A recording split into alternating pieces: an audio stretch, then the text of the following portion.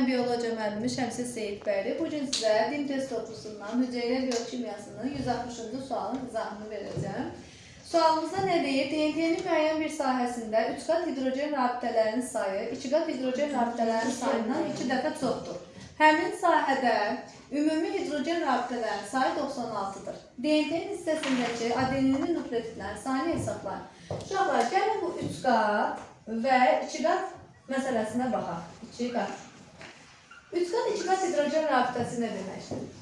Biz bilirik ki, sitozinlə guanin arasında 3 qat rabitə, adeninlə timin arasında isə 2 qat rabitə vardır. Uşaqlar, sitozinin sayı qədər 3 qat rabitə, adeninin timinin fərqi yoxdur, sayı qədər isə 2 qat rabitə olur. Yəni, tutaq ki, burada bir sitozin varsa, bir ədəd 3 qat hidrogen rabitəsi var. Bir dənə adenin varsa, bir ədəddə 2 qat hidrogen rabitəsi var.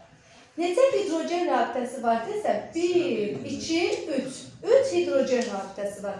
Amma qat soruşduğu üçün, yəni sitozinin fərq yoxdur, ya da guaninin sayı qədər 3 qat hidrogen rabitəsi, adeninin yaxud da timinin sayı qədər isə 2 qat hidrogen rabitəsi olacaqdır.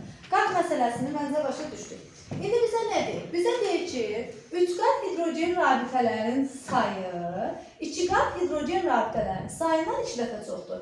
Yəni, 2 dəfə dediyi üçün 2 dənə 3 qat hidrogen rabitə, 2 də bura qoyarıq. 2x 3 qat hidrogen rabitələrin sayı, x isə 2 qat hidrogen rabitəsinin sayıdır. Çünki 3 qat hidrogen rabitəsinin sayı 2 qat hidrogen rabitəsinin sayından 2 dəfə çoxdur. Biz nə dedik? Dedik ki, qat sözü varsa, qarşısında duran ya sitozinin ya da guaninin sayına bərabərdir. Yəni 2x sayda sitozin, 2x sayda isə guanin olacaqdır. X sayda adenin, x sayda isə timin olacaqdır. Bunların cəmi isə bərabərdir 96-ya. Yazılır 2x üstə gələk 2x, üstə gələk x, üstə gələk x. Uşaqlar, bu nukleotidlərin sayıdır, gördüyümüz kimi. Hidrogen rabitəsi necə tapılır? Yadınızdasa hidrogen rabitəsi, nukleotid üstə gəlinsin guanin, yaxud da bunun yerinə sitozin yaza bilərik.